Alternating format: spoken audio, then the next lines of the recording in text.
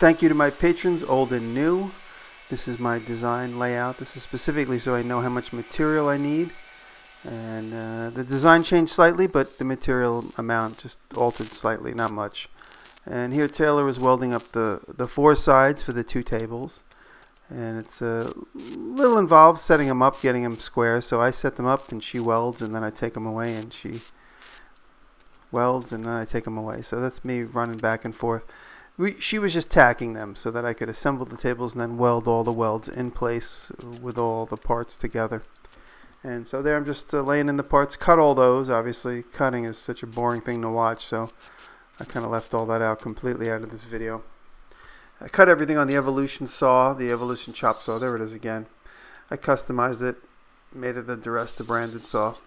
And that's Brett. Brett was helping me out on this project. He's a new shop hang around wearing a Laura Comp shirt. And Brett is just learning welding, so I got him involved here. These are going to be the long tubes that make up the rails that create the girth of the table. So I'm just checking my diagonal here while I lay these out. And you'll notice I'm using the squares that come with the weld table. I kind of clamped them diagonally across the corners. This way I could support the joint and keep it square, if you understand what I'm saying.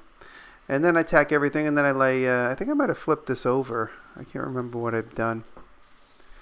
But I'm trying to work at a good height for a 50-year-old with bad knees. And so then that's why I flip everything. I work on one table on top of another table. There it is. You see I'm working the tables flipped over. And it's this is a little bit of a repetitive video, which is why it ends up being so short, because I don't want to show the same thing. You kind of get the gist of what's going on here once you start to see the pieces come together. And if you notice those bottom rails I set back, because the table that I have in my shop now, the city shop, the one out of wood, I was always annoyed that when I walked up to the table I hit my shins on that bottom shelf. So I just set that back in 6 inches, and it makes the world of difference. Now when I sit at these tables I can kick my feet up underneath them, because I spend a lot of time sitting at them on a stool, developing ideas, drawing notes. You know, I don't really have a very specific desk. Anywhere that's a flat surface becomes my desk in the shop. And so here I am letting Brett weld, and he's also shooting a little bit of footage for his video on the subject. And he's welding, and I'm following up with the grinding. And just like I said, trying to make everything easy, help yourself out, make everything table height. And then here, this was an afterthought. I thought I would just lay plywood on top of that. But I realized I have these beautiful tubes of steel. Why hide them? And so we just ended up dropping plywood insert style into these 2x2s, which is what I'm gonna do now. It sort of becomes a style for the table. It wasn't my original intention. I was just gonna throw a piece of plywood right across the top of that. But whenever I make these videos, I'm always looking for the stylistic approach, and because I start to work before I start to finish thinking, come up with ideas while I'm working. And now I'm just using my bandsaw there to cut a few. Sometimes I hate using that Evolution saw because it throws sparks everywhere, or shards I should say. You chop and those shards end up in your hair. It's crazy. So sometimes the bandsaw is an easier option, especially so it's not so noisy. And here I'm sending the flex down to the bottom. So you see I have all 4 of those rails accepting that flex now, as opposed to just the top 2 for the weight and the bottom 2 for its weight. So collectively all 4 of those. And then I could just also throw a leg right in the center there, a 5th leg down to the floor underneath everything, which should probably be just a chunk of wood ultimately when the tables live where they're going to live. And so that evening we threw some wood on it. We realized the tables flexed quite a bit. Well, more than I wanted. Not a lot. Maybe deflected about 3/8 of an inch over the 8 feet in the center there on the outside edges. So I decided to put this tensioner in there. It's just an idea. I didn't want to start throwing in angles on every corner, because that starts to make it look clunky and heavy. I wanted these tables to be light and airy, and I'm going to use one table to have some permanent under stuff, like my drawers and boxes of tools.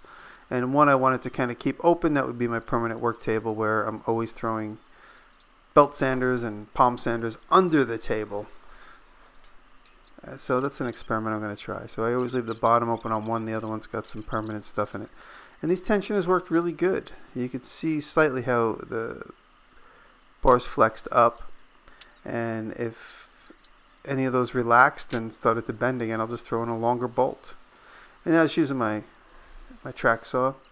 Everybody always asks me, how is that track saw? I'm cutting perfectly straight lines, and it works great. I love it. I love that track saw. How does it compare to any other track saw? It's the only one I've ever used, so I don't know. But here, if you notice, I make these tabletops, they stick out 1 inch in every direction. So those MDF boards, which are sacrificial, which means I might use them up and scrap them ultimately, drill a little bit and put these just regular wood screws through the metal to the right size hole. So those are 3/4 MDFs, and then I put a 1/2 inch MDF, and the 1/2 inch MDF is the one that's the most sacrificial. I'll beat it up, paint on it, and then flip it, and then beat it up and paint on that one. So I get 2 sides out of each one. I put a few screws in to keep them in place, not a lot. And if I ever wanted to change the underboard, it's easy to change that one as well. But you notice how everything hangs over just so I can clamp. That's the main reason, so I can clamp on the edge of the MDF. And there's my new little signature can flip, and the tables are done. This was probably 1 day's worth of work if we didn't start at noon. So yeah, we worked 1 day from noon till about 9 o'clock at night, and then started the next day, and it was a quickie. The next day was a quick fix-up. That was when I had the idea for the tensioners, was the next day in the morning. And so there they are. They're actually really great. I've already been putting them to use, and I think I might make 2 more. I'm definitely working on a 2-foot deep one. It's going to be a back table there. It's going to clear up that confusion you see under the shelving. Thank you.